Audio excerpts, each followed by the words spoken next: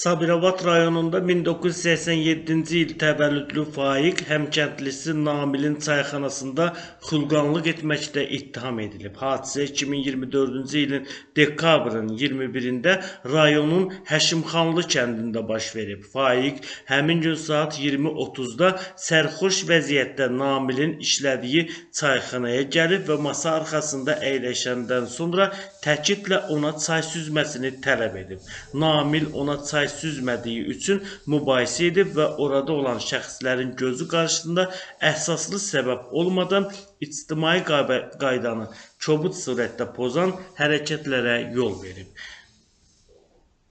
Faiq Namili nalayiq söyüşlərlə söyüb, sonra masanın üzərində olan bir ədəd çayniki, 3 ədəd stəkanı, 3 ədəd nəlbəkini, 3 ədəd külqabını, soyuducunun üzərindən 10 ədəd pivə bakalını və çayxanadakı bir ədəd stolu sındırıb, çayxana sahibinə ümumilikdə 309 manat maddi ziyan vurub.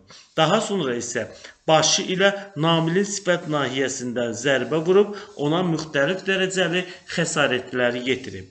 Faiqin barəsində Cinayət Məcəlləsinin 221.1-ci xulqanlıq maddəsi ilə ittiham elan edilib. İttihama münasibət bildirən Faiq ona elan olunmuş ittiham üzrə özünü təqsirli bilib. İfadəsində göstərib ki, Sabirabad rayon Həşimxanlı kəndində ailə üzvləri ilə birlikdə yaşayaraq fərdi əməklə məşğul olur. Mənimlə bir kənddə yaşayan Namil mənim atam Həmidin əmsi nəvəsidir. Namil yaşadığımız evin yaxınlığında asfalt yolun kənarında çayxanası var. Həmin çayxananı özü işlədir deyə o ifadəsində göstərib. Təqsirləndirilən şəxs qeyd edib ki, dekabrın 21-də həmkəndlisinin ana kür şadlıq sarayında toy şənliyi olub. Mən də həmin toy şənliyində iştirak etdim. Toyda yemək yeyərkən təxminən 500 qram araq içdim. Saat təxminən 20 radələrində toy şənliyindən çıxdım və taksi sürücüsü həm də həmkəndlim Rahil Babaşovun avtomobili ilə getdim. Kənddə Namilin çayxanasının qarşısında düşdüm. Rahil isə başqa yerə getdi. Sonra isə çayxanaya keçərək əyləşdim və mobil telefonumda oyun oynamağa başladım. Həmin vaxt həmkəndlim Elnur və Rusif çayxanada başqa masa arxasında əyləşmişdi. Mən bir qədər mobil telefonda oyun oynayandan sonra qalxaraq Elnur və Rusifin yanında əyləşdim. Sonra isə Namillə mənim stəkanıma çay süzməsini dedim. Namil isə çay süzməyi borclu olmadığını dedi. Ona görə də əsəbləşərək masanın üzərindən olan çayniki götürərək Namilə tulladım.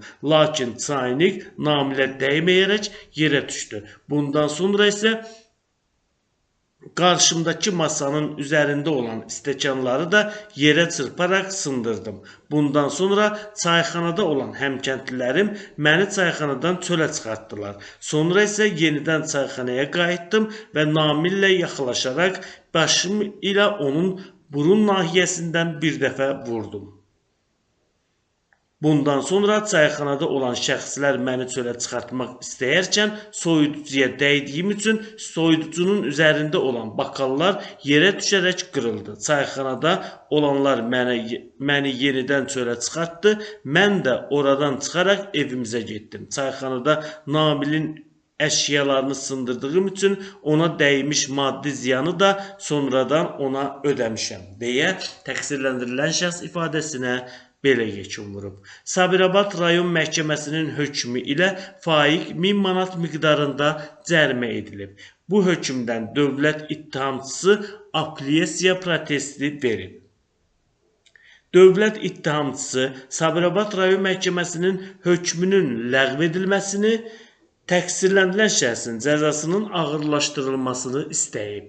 Bu şikayətə Şirvan Apellyasiya Məhkəməsində baxılıb, Yuxarı İnstansiya Məhkəməsinin hakimləri dövlət ittihamçısının təqsirləndirilən şəxsin cəzasının ağırlaşdırılması ilə bağlı verdiyi apellyasiya protestini araşdırıb, sonda yekun qərar veriblər. Yekun qərara əsasən dövlət ittihamçısı tərəfindən verilən apellyasiya protesti təmin edilməyib.